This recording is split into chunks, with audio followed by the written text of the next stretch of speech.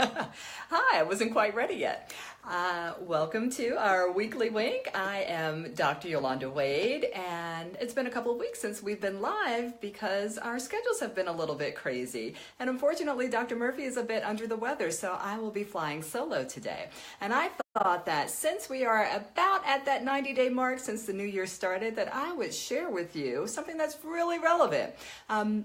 Most New Year's resolutions, in fact, about 90% of them fall to the wayside by the 90th day of the year. So I thought in my personal reading, and anyone who knows me knows that I'm a super bookworm, I'm always reading 3 or 4 books at a time, that I would start reading something about how to make changes in your life. Let's see if I can secure this. It's falling apart here.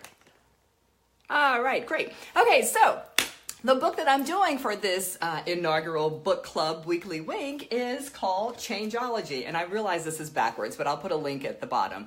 5 steps to realizing your goals and resolutions. And I wanted to share this book with you guys because Dr. Norcross, John Norcross, who wrote this book, has done such an amazing job of using the behavioral science in order to help to optimize change.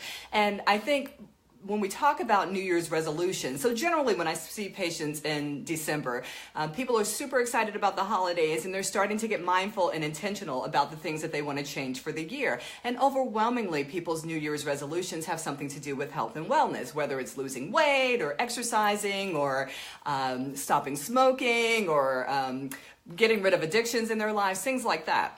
What I know is statistically speaking, 2 out of 3 of the American adults who are watching this Facebook video right now are obese or overweight. We know that overweight and obesity is a huge, huge issue here in America, and so many people in some shape or fashion put weight loss on their New Year's resolutions list.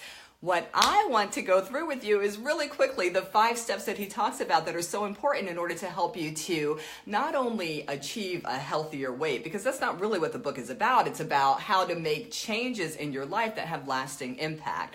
And one of the things that he talks about is how, especially with resolutions, you tend to fall off because there's a mismatch. You may know intuitively that smoking's bad for you. You may know intuitively that being overweight or obese are not healthy, but unless you make a specific connection to where you are in the readiness stage for change, you probably are not going to stick with that change. And he talks about the 5 steps and really first assessing honestly where you are. Are you pre-contemplative, meaning I don't really want to lose weight, or my family's giving me pressure, or the doctor said I need to lose weight? Or are you at the point where you are psyched, which is the first step?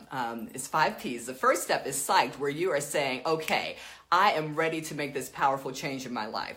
Well, the first thing that you need to do is to actually identify a specific thing that you want to change. And not generally, oh, I want to lose weight, but very specifically, and you also need to be realistic in that specific. So if we're using weight loss as an example, I want to lose 10 pounds in 3 months. That's a really specific goal. And the really cool thing about a goal like that, making it specific, is that it becomes a keystone habit, something that kind of opens up the door for health and wellness overall if you just make that one specific change. So generally speaking, you take that umbrella habit and then you break down the steps that are important to achieve it. So if we're using that weight loss example again, exercise 3 times a week, removing simple carbohydrates from the diet. So making a list of the very specific things that are important in order to help you achieve weight loss. That's the second P, which is preparation for the weight loss.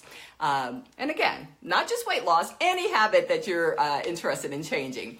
The third P is perspire, and that means actually putting the new habits into action. The fourth P is perseverance, meaning, what slips are going to happen? What if you have, I don't know, a wedding to go to and there is wedding cake that's there and you're entertaining having a slice of that wedding cake? What strategy are you going to put in place so that you don't fall victim to the habits that got you to the unhealthy weight in the first place? And finally, there is persistence, which is the maintenance phase. Now, the thing that I think is cool is that he uses behavioral science research to show that on average, it takes about 90 days to get into that maintenance maintenance phase. And so if you are thinking it's important that I achieve a healthier weight, but you haven't actually removed the things that are compromising achieving that. For instance, you have a cupboard that's still full of a lot of processed foods, then you're probably not going to be successful with maintaining the habit of weight loss. And what he does in this book is to say, be realistic about the step that you're at and allow yourself time to mature to the next step. So maybe you need to spend 1 or 2 weeks in that preparation stage of cleaning out the cupboard, letting your friends know, because success happens in terms of changing habits when you let somebody else know, then you get accountable to other people.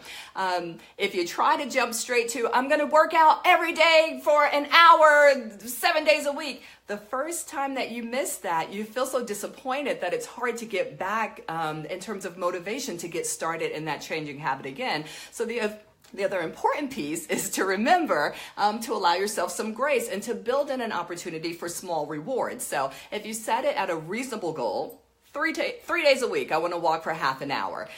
If you miss on Tuesday, you can still catch up on Wednesday. If you miss Wednesday, you can still catch up on Thursday. But when you get to Sunday, if you did it those 3 days, then maybe you allow yourself a little treat. And maybe that little treat is, I don't know, it was happy hour today at Starbucks, so I got a latte. So maybe you allow yourself a little treat. But the point is, I think he's done such a brilliant job of outlining the steps that are necessary in order to achieve successful change, no matter what the habit is.